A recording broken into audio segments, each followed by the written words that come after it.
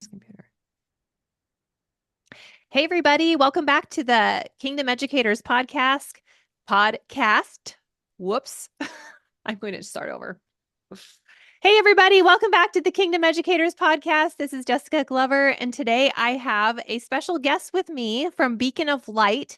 This is Amber Auger from California. Welcome, Amber. Hi, thanks for having me. Yes.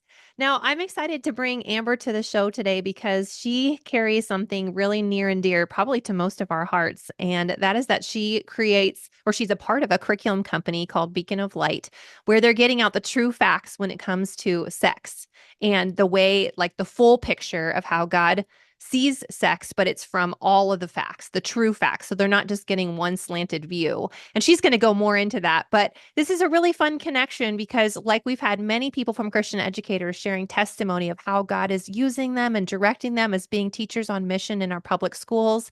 Amber is also connected to Christian educators, and I actually found her name on a request from David Schmus, the director, asking if I would help review some Beacon of Light curriculum. And I said yes, because I was so curious in their story. And I love how God is just drawing different ones of us in the curriculum space and the teaching world to follow his heart and do the things that are bold, to step out. Like Amber and I were just talking, like there's a lot of adversity when we step out and do something new.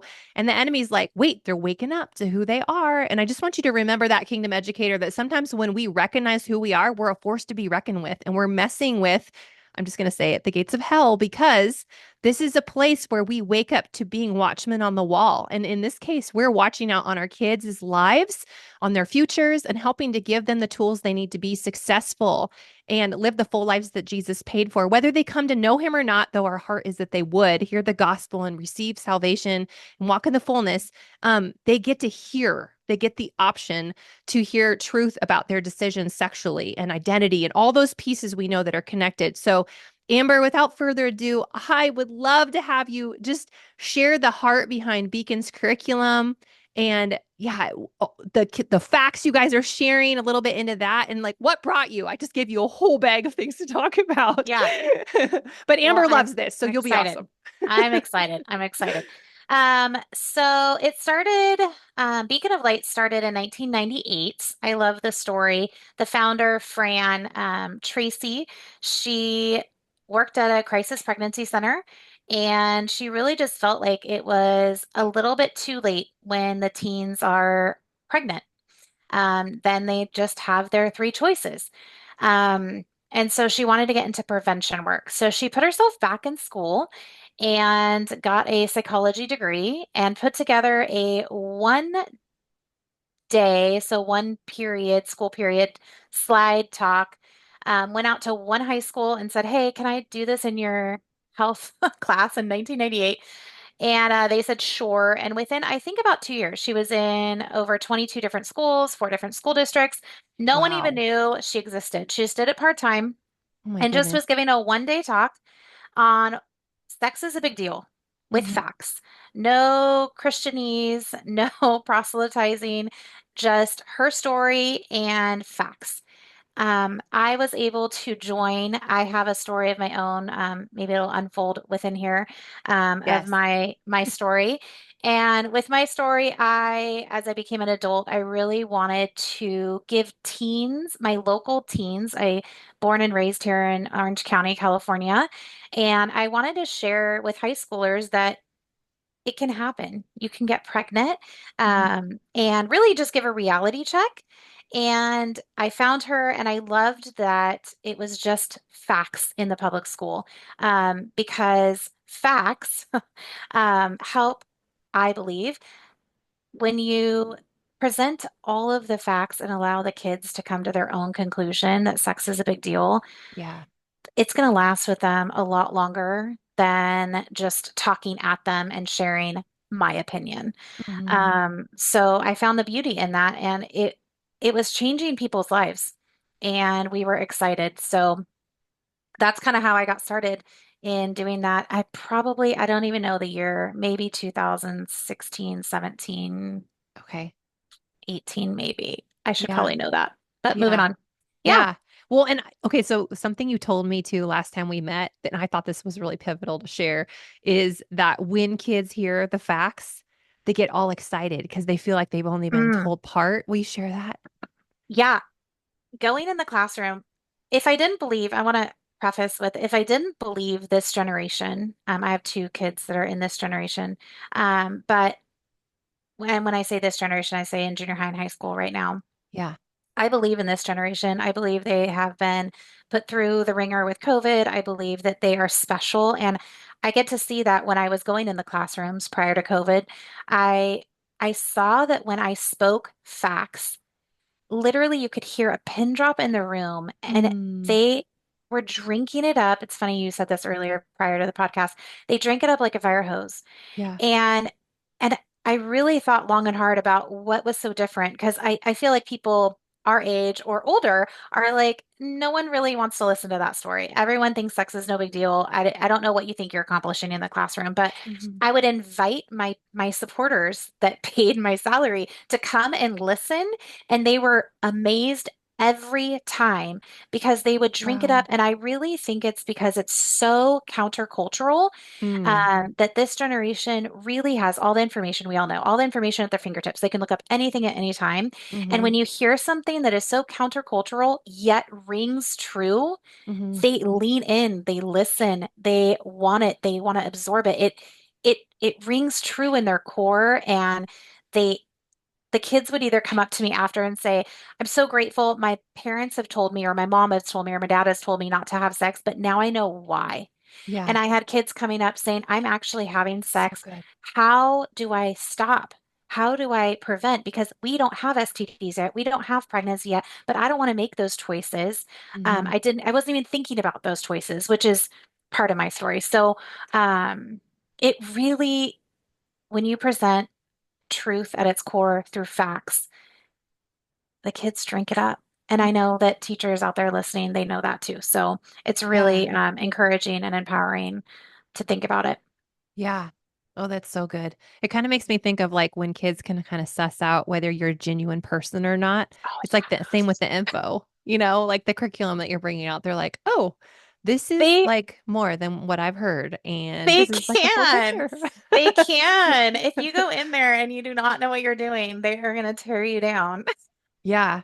Yeah. Yeah. Yeah. Okay. So That's I funny. want to hear more about your passion to see young people informed. Like, I want to hear more of the story that like you have a backstory too, Amber, and I want you to feel free to intersperse this in here. But what is like the big impact that you saw in Beacon of Light where you're like, I have to be a part of this? And how does that Mm, kind of intertwine with your own story as a yeah. teen? Yeah.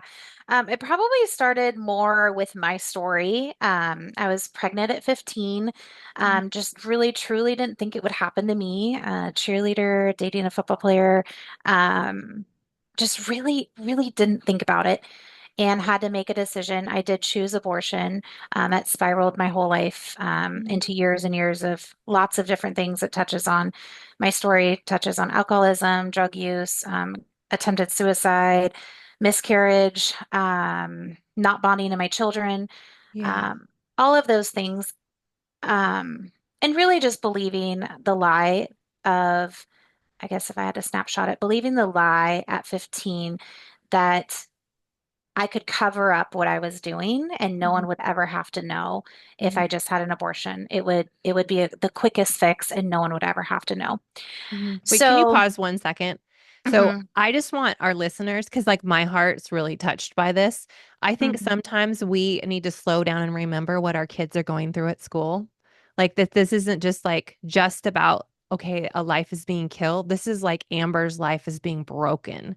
And mm, as I'm just thinking about people, Amber, who are supporters of educators on mission in schools, like the power of your prayers to pray for these kids for protection over their eyes, over their hearts, over their ears, over everything about what they're experiencing in this time of life is so pivotal because this is what I mean by lives can be saved. Like there's so many pieces to this, what Amber's been through. And so, yeah, I just want to point that out because I think it's so powerful. thank you. Yeah, Yeah. Yeah. yeah, I got kicked out of school. I got tormented. Um, And you got and bullied too, didn't you? Yeah. bullied the old school way. I mean, old school way. Um, like people following me and Hmm. um throwing things at me. it was crazy. And I got asked to leave because in, 1998, that's what, I was the problem. And Mhm. so I got asked to leave and transferred and um really just broken, all from believing the lie that no one would have to know, yet everyone found out because I had one friend with me who told one friend who told one friend. Oh my gosh. And when I get to tell this part of the story in the classroom, or when I used to be able to tell it, um, I would ask the students, okay, so I had the abortion. I didn't want anyone to know. I wasn't telling anyone I was having sex. So how could I go to anyone and this really leads into a good point, but how could I then go to anyone and say, I'm actually pregnant? Right? Because I didn't do the first step. I didn't have any trusted adults, is what we use a lot in our curriculum, trusted adults. Yeah. I didn't have any trusted adults that I was confiding in, so I couldn't confide in anything else. So I had to confide in the pregnancy clinic, and they said no one would ever have to know. Of course, my one friend told one friend. Everyone found out, got tormented, got asked to leave right around Easter, 9 weeks left of my sophomore year. Mhm. And so I stopped my story and would ask the kids. Now I started my new high school, broken, no boyfriend, no baby. Everyone has found out. What type of group do I find myself in? And all of Mm. them answer the ones that do drugs and drink alcohol, yeah, and smoke Mhm. cigarettes. Like that is what I did. Mhm. And I didn't know if I was numbing it or if I was trying to feel something. Mhm. Mhm. But then all of that continued until I tried to commit suicide at 17. And then I kind of got my life back together by being a worldly get back together, right? Like just Yeah. To be fine. be good. Stop sleeping around. I mean, start dating people who didn't abuse you physically Mhm. and emotionally and just get your life back together. Stop drinking, stop doing drugs, right? I don't know if I stopped doing that at that point, but um and it wasn't until a much more brokenness with my miscarriage of twins. And I remember sitting down, drinking a bottle of vodka with a miscarried baby inside of me, no heartbeat. And I remember crying out to God and saying, I get it. I killed yours. You killed mine. Are we Mhm. even? And I didn't know God. I knew God of the Bible. I didn't have a relationship with Jesus by any means. And then I got pregnant with my daughter, who is now in college. But when I gave birth to her, I couldn't bond to her. I didn't know what that meant. My second daughter couldn't bond to her. And then she got sick. And so within that journey of being unbonded to my children, my daughter being Mhm. sick, the doctor looked at me and said, I'll pray she doesn't die. I did fall on my knees and just say, God, if you're real, I need you. Mhm. And through a Was that series of just because they events, was concerned about her being like taken care of, like nurtured because you were having a hard time bonding? No, she was physically sick. Like Physically sick. Okay. she went limp in my hands at 10 days old. Oh no. Yeah, and she was in the hospital for that. And then because of that, she was had a lot of upper GI issues. Oh my She stopped gosh. breathing in the middle of the night. We had her in the middle of the day. We had to revive her. Ooh. She just was in and out and then had RSV. She was just sick. It was Mm. just, and so they didn't really know what was going on with her. So they were saying, we'll pray she doesn't die because they didn't know what was going on. Yeah. Um, but with that, I went to an Easter. My friend invited me to. I didn't know God was answering because I just did that prayer and I didn't really know what I was doing, to be honest. Mhm. I got invited to an Easter service. I thought it was just okay, whatever. And my best friend had said, "Hey, there's this Alpha course. Alpha is like Christianity 101, but I didn't know that at the time." Yeah. Mhm. And she said, there's an Alpha course. I want to learn more about Jesus. Looking back, she was a full believer her whole life. So good on her. And I want to learn more about Jesus. Will you come with me? And there's free daycare. And I said, sure. And I ended up giving my life to the Lord there. And amazing, transformational. And shortly after, I found a post abortion recovery group. And I went through that intense Mm. post abortion recovery Bible study. And that is where Jesus really became real to me and healed. And I understood what the cross meant and I understood that I was healed. Yeah. And there was a moment where he told me he was going to make beauty from my ashes. And I didn't know what that meant. But it was such a defining moment. I forget often of from 15 to, I don't know, I was 23 maybe. Um, there wasn't a day, I don't even think an hour that I didn't think of my abortion or didn't think of my daughter. I always knew it was a daughter. Um, that I wasn't consumed with it. It was so Mhm. heavy. And Wow. I was able to really give that to Jesus and be light and free from it. And I often forget this far down from that Mhm. moment, how heavy and dark it is, but it's a real dark place that I was at. And I knew other women because I took a class with other women. I knew other women had felt this, and I started working with the post-abortion recovery and leading that. I also started working with teen moms. This is a fun part of the story I probably didn't share with you, but I worked with this wonderful organization, Fristers Mhm. in Orange County, and they work with teen moms. And I was like a table leader, and I always got more out of it than they did. I promise that. But after the semester, it's where teen moms come for free and they get a free meal and they get educated and just to be the best moms that they can be, but for the best selves and Wow. the best moms that they can be.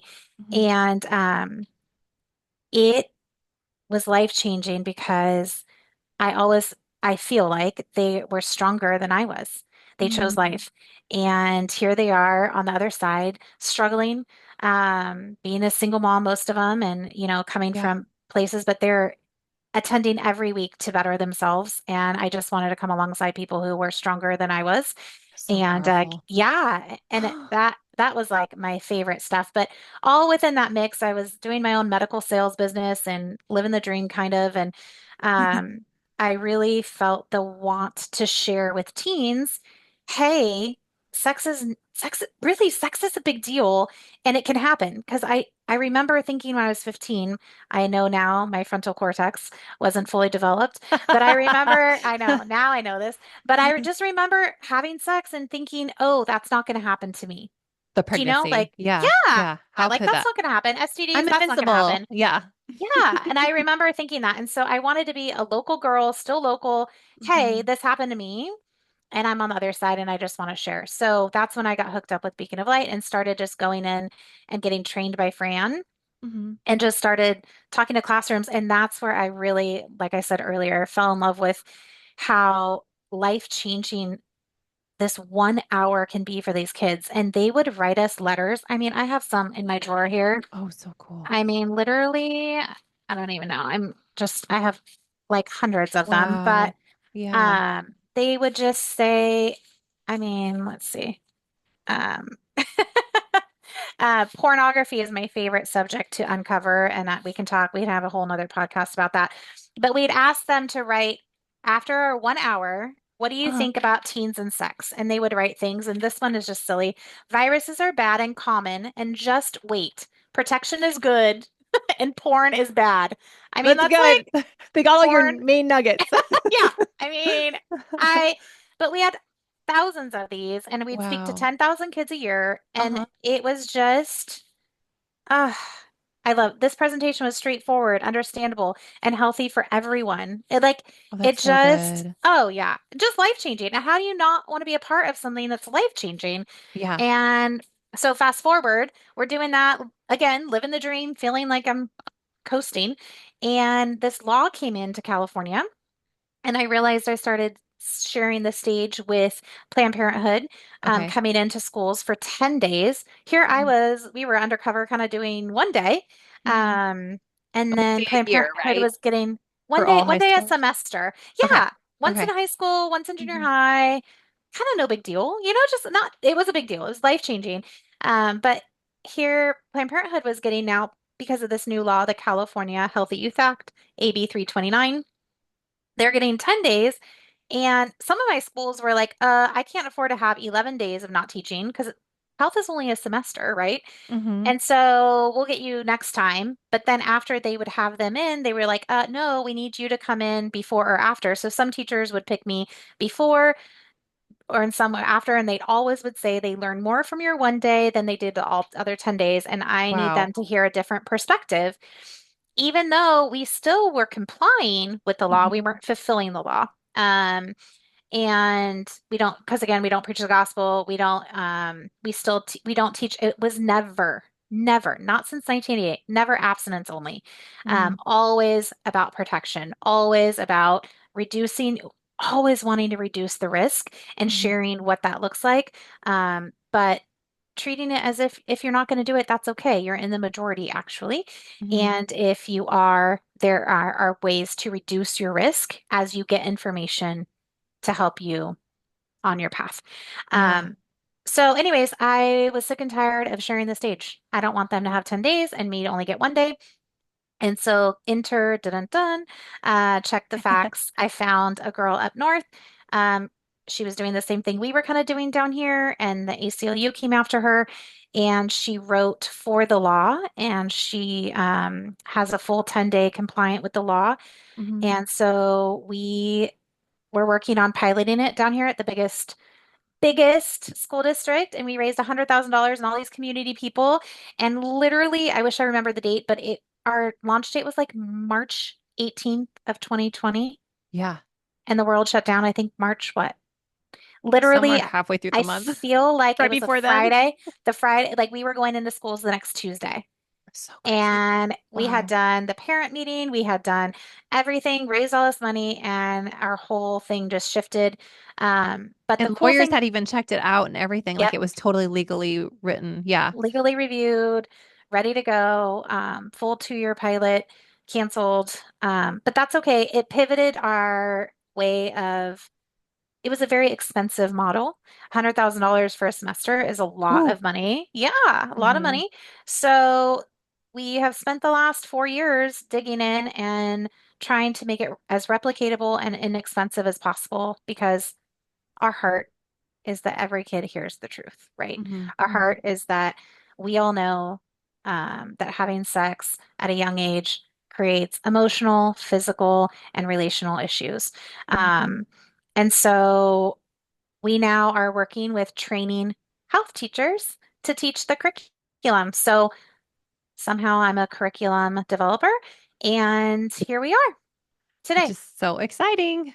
Okay. Yes. All right. So I'm sure this is grabbing your heart if you're like me at all. Okay.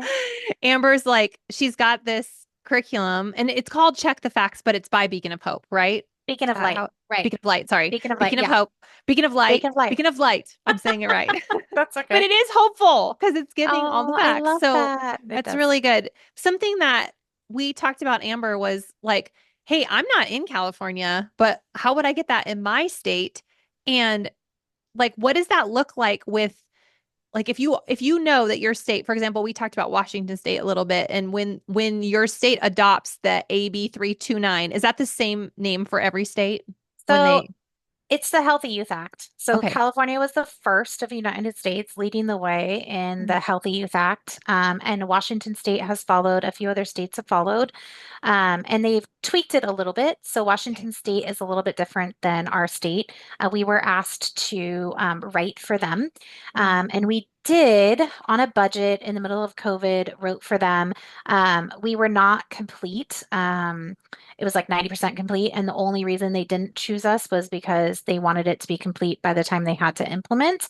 Okay. And so we Which said was we would, unforeseen with COVID, right? yep, Okay. yep. So we would, Okay. our goal is to have it completed by the time they come around for their rounds, I believe next year or the next year. Okay. But Jeanette wrote it. And Jeanette is and I both believe that we would put our kids through this class, even if we weren't in California, Hmm. because of the internet, because of our phones, and because of exposure. I mean, literally Netflix or TVs or movies. I mean, there is porn happening if you're not even watching porn, but the average Yeah. age for viewing porn is actually 9, usually by accident. But if we're seeing that already, or our kids have seen that, we want to give all the facts on the other end. And Yeah. so we would put our kids through this even if we weren't in California. Yeah. So how would you get our things? We are putting together, we have a version 1.0, but we're making a version 2.0 videos. Okay. The other ones are homemade, very homemade. So we're raising money right now. We're in Hmm. October. We're currently raising an extra 100,000. We've raised 120,000 so far. Can we put Um, that link in the show notes if people have a heart to yes, give? Okay, perfect. You yes, send that to me. yes. I'll put it in I there. I Okay. will. I will, the donate link. Hmm. Um, yeah, it is so important that we have our video production team. We have everything ready. We want to make the short videos. They're about 25 to 30-minute videos. We have Okay. 10 lessons, Hmm. and we would love every home to have this. We would love Yeah. every parent to even watch it prior. We would love Hmm. for parents to watch it with their kids at home. We would love homeschoolers to do it. Um, I put my kids through the homemade ones all the time. Um, I do because over and over. And I will say it sounds like it's a one touch and gone or one touch and be done with it. But Mhm. each time I share it, even with my own kids, they get something different out of it. I won't go too much into detail, but there was one subject that I made my daughter come listen to again, and she was like, "What?" And I was like, "We've talked about it 7 times." She's like, "I know, but I never listened because it wasn't important. Do you know? Like it wasn't on Mhm. my radar. It was Yeah. actually about sexting, but she wasn't sexting, but she just, like she Yeah. didn't even hear that part because it wasn't pertinent until she had a boyfriend, and then he's Yeah. asking for it. So then she's like, "Whoa, I never even heard this part." I'm like, "Yes, you have 5 times." So, Mhm. and another story, and I know you guys know this with your kids that come back and they teach with they're your student aides. Yes. Whenever they heard my one day talk, they were like, "We heard it as a freshman, but we're so grateful we heard it again as a junior or a senior because it's so much more valuable and we got more out of it." So Because it applies more probably by I that point, I would think. I'm saying if not once a year, putting your kids through it. And Mhm. then even as they start having kids, right? Like I Yeah. do this for teen moms all the time. And my approach to teen moms is you need to know this for your kids growing up. But then they always end up going, wait, I didn't know that. Wait, I didn't know that. Wait, I didn't know that. Mhm. Like Mhm. it's really cool. So Yeah. I would suggest the videos. And so the videos are not going to, yeah, there's donate button, but I'm going to put on my website if you are interested in getting notified when they drop to Okay. put your email in. Okay. And then And we'll include that in the if, show notes too. yeah, if you're Mhm. in California as a teacher, you can email us from our website or email me. And it's Amber at beacon-of-light.org. Okay. But you can email me and we can talk about getting you in training because I know the way of helping your district adopt it and all of that good stuff.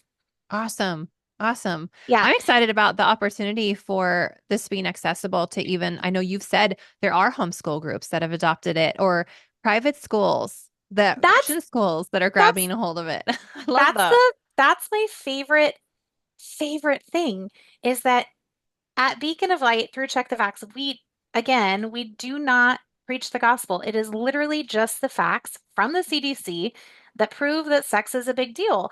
And it's not abstinence based, it's just beautiful facts. And it was created for public schools. And I have this Christian schools that are adopting them and they are adding their own biblical studies to the side of it. That's So they are awesome. showing that, look, this is what God says in the Bible. Look, this is science Yeah. backing it. And so, how beautiful to have, I think it's just a giggle Mhm. that literally a giggle that God is like putting it in Christian schools because I think for a long time, us as Christians have done a bad job of, I don't want to have an opinion. It's too much to have that a talk. We're Mhm. not going to have that talk. But unfortunately, if we're not having the talk Yeah. and we're not those trusted adults for our kids, Mhm. Google is now the trusted adult. Your friend who went through the other class is your trusted adult. We have to change the narrative, be a part of the narrative, Amen. because Yeah. the world is way too happy to fill in the gap that Yeah. sex is literally the theme of what they hear all the time is everyone is having sex, which is a Mhm. lie. Mhm. Sex is no big deal, which is a lie. And that everyone's going to get an STD and we just need to normalize it and be okay with it.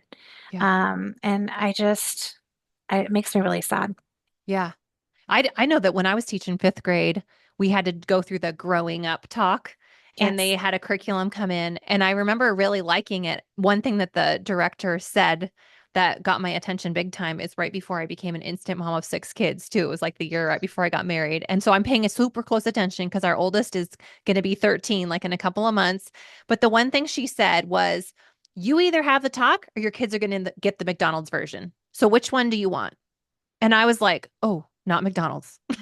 I'm I don't want the same. fast food, like partial truth or little bits of smatterings and trying to put them together. Because in our heads, we come up with all these imaginary things and then we're trying to put stuff together.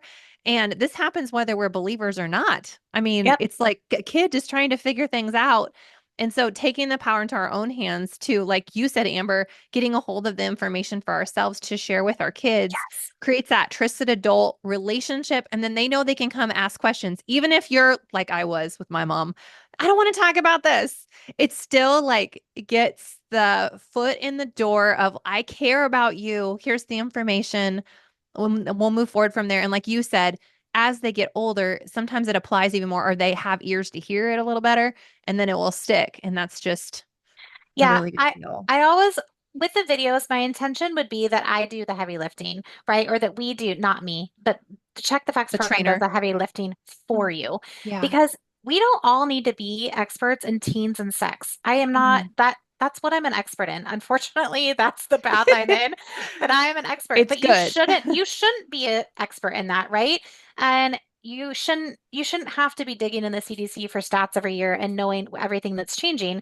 Um, but let us do that. And if you watch those videos, it'd be the same as if you had me in your home Mhm. talking, which really, those are my favorite talks to do, is where the kids are in the front, the parents are in the back, and they let me do all the heavy lifting. I would give the common knowledge. I would give the platform for you to be like, oh, do you remember when you learned this? And then you could have that conversation to build. Because I think as parents, this even happens with all of my friends. Mhm. I'm going to give a real quick scenario. Your kid comes into the car and they're like, oh, hey, so and so told me that they are, I don't know, what they're going to use some language that we've never heard, right? That there's Mhm. something sexual going on and they're going to use some language we've never heard of. And we don't know what it is as a parent. So automatically we just go, I don't know what that is. We'll talk about it later, right? And then our days go about, we And never then we bring it don't. back up. Right. Never. Uh, And it's sometimes embarrassing for us because we have to work through our stuff. That is something, side note, yeah. preview, something so heavy on Jeanette and I's heart. And we really want to get this curriculum done, these videos done, and then move forward with this next thing is equipping parents Mm, with tools to dig into their own stuff mhm. to where they would then feel comfortable having these talks with their kids. Because what we find is parents don't want to have this talk because they don't know what door to open, what door to say, how to say it, and we're sometimes ashamed of our own stuff. Yeah. We don't want to overshare. We want better for our kids. All of us Yeah. want better for our kids. Mhm. Um, that we don't know if it's helpful or hurtful if we share it. And so, if we could help parents dig through that, we could help parents become the real trusted adults in this arena and Mhm. start sharing in a healthy way what our values are and what our goals are. And I do want to break the stigma. The CDC even says this, by the way, the Center for Disease Control, that we think that the more we talk about sex, the more our kids will do it. But it it actually shows the more that parents are open and have conversations with their kids, the Mhm. more they actually are the trusted adult, and the kids that have more conversations share their parents' values Mm. on sex and on other risky behaviors. They share their values, and Mhm. they will continue doing them. So the more we talk about it openly, I think the better our kids will be. That's good. That's really good. Yeah. And that makes Yeah. sense. They feel safe and then they feel supported. It's really, really good. I mean, That's you should so hear good. the questions my kids ask at the dinner table. My husband is like, "What is happening?" I'm like, "Well, I'm going to answer. Like, I'm going to say what it is." And they're like, "Okay." But how great that they get to ask me these really hard questions. Yeah. And I always say, if I don't know, let's look at it together, right? Mhm. Um, yeah, because I That's let my so kids right. go through the other curriculums that were in our school. I let them go through both ours and theirs.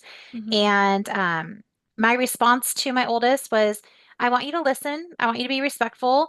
But if there's anything that's counter than what I said, if it's different, if it sounds different, it doesn't sound like exactly what our curriculum shows, write down the question. Let's look at it together. Because I Hmm. don't want to be teaching anything that's wrong either. Yeah. And she ended up just circling all the facts that weren't true and and turning it into her teacher.